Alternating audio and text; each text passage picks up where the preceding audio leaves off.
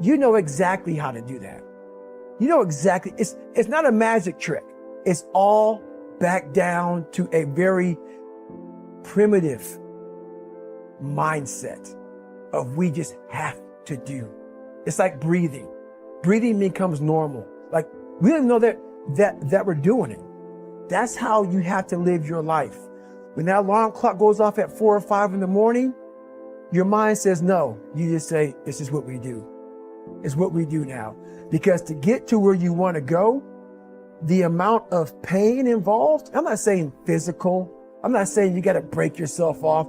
The amount of mental pain of how many times you're going to have to do something that you don't want to do to get to where you want to go is going to be, there's going to be more times you do something that you don't want to do than you are going to want to do it. And that's your new norm. That's your new norm. So then it's like breathing. And then once you do this over and over and over again, it becomes like breathing. I don't want to live this lifestyle, but to get to the other side of this, I have to.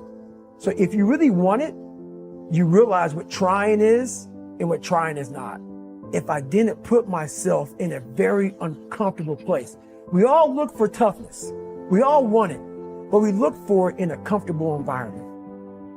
You will not find toughness in a comfortable environment.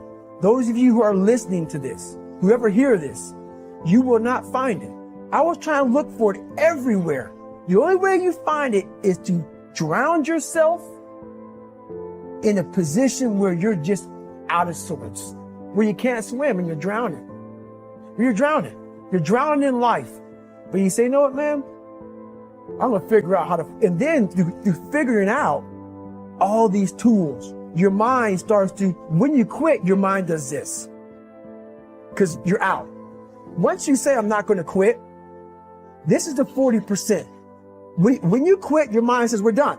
So it doesn't expand. There's no expansion when you quit. When you say, this sucks, I'm drowning, I'm miserable, I'm suffering, I'm broken, but I'm not going anywhere. What happens to your mind is it does this. It says, he's not leaving. So we got to expand. We got to grow. We got to figure this thing out. So then these compartments in your brain start to they have to work. They have to work. And then you start to engage parts of your mind that you never engaged before. But you can't engage it by sitting back in these nice chairs talking about what I want to do.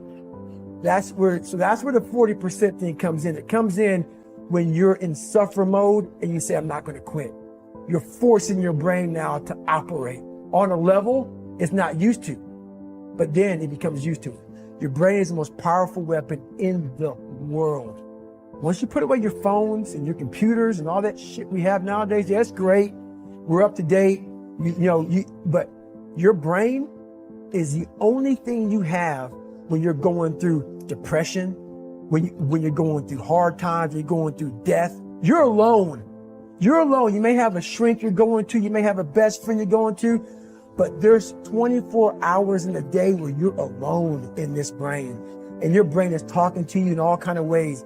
And it wants to control you and pull you in these different pockets. If you can't control your own brain and your brain controls you, you're fucked.